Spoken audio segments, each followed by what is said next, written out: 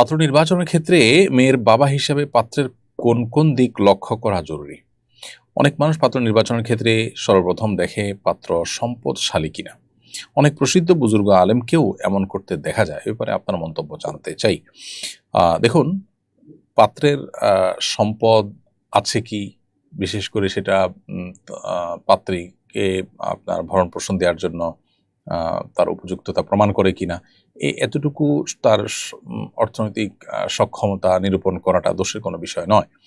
কিন্তু যদি শুধুমাত্র টাকাটাকেই অগ্রাধিকার দেওয়া হয় এবং ওইটা দেখেই শুধু বিয়ে দেওয়া হয়, তাহলে সেক্ষেত্রে সেটা অবশ্যই ত্রুটিপূর্ণ বিষয়। একজন ইমানদারের যে দৃষ্টিভঙ্গি, সেটি এমনটি হওয়া উচিত নয়। এক্ষেত্রে আপনি যেমনটি বললেন যে কোনো বুজুর্গ আলেমকে এমন করতে দেখেছেন। আসলে আপনি যাকে বুজুর্গ আলেম বলছেন, তিনি যদি বাস্তবেই এমন করে থাকেন, তাহলে আদৌ তিনি বুজুর্গ আলেম কিনা? নাকি আপনি আপনার ধারণা বললেন যে তাকে বুজুর্গ আলেম বলছেন?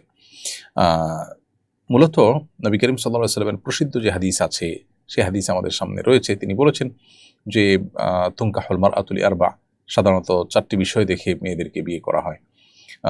এই বিষয়গুলোর মধ্যে থেকে একটা হলো লিমালিহা, তার সম্পদ দেখে, লিহাসাবিহা, তার বংশ মর্যাদা দেখে, জামালিহা, তার সৌন্দর্য দেখে, দীনিহা, তার ধার্মিকতা দেখে। ওই যে বলেছেন ফাসবার বিজাতিদ দ্বীন। তো তোমরা ধার্মিকতা দেখে বিয়ে করে তোমরা সফল হওয়ার চেষ্টা করবে। এই যে ধার্মিকতাকে অগ্রাধিকার দিয়ে নবী সাল্লাল্লাহু আলাইহি ওয়াসাল্লাম বিয়ে করতে বলেছেন, এখান থেকে পরিষ্কারভাবে বোঝা যায় যে অন্য সব দিক দিয়ে কম্প্রোমাইজ করা হলেও ধার্মিকতায় কম্প্রোমাইজ করা উচিত না, এবং এটাকে সবচেয়ে আগে এবং সবচেয়ে গুরুত্বের সাথে দেখা উচিত, টাকা পয়সাকে নয়। তিরমিজির আরেকটা হাদিস আবু হাতিম আল মুজানি রাদিয়াল্লাহু তাআলা থেকে বর্ণিত, যে নবী করিম সাল্লাল্লাহু আলাইহি ওয়াসাল্লাম ইরশাদ করেছেন, ইযা জাআকুম মান তারদাউনা দীনাহু ওয়া খুলুকাহ, যখন তোমাদের কাছে তোমাদের আ মেয়েদের জন্য বা ছেলেদের জন্য এমন কোনো মানুষ পাবে যে তার আখলাক আচরণ, তার দিনদারিতায় তোমরা সন্তুষ্ট, এরকম যদি পাও ফানকিহুহু, তাহলে বিয়ে দাও।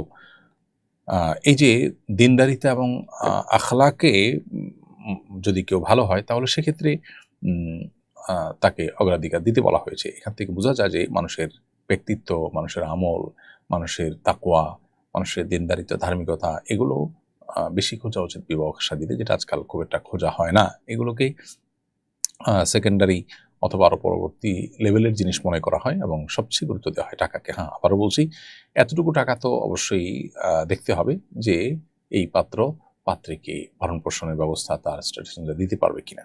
সেটা দেখাটা দোষণীয় কোনো বিষয় নয়।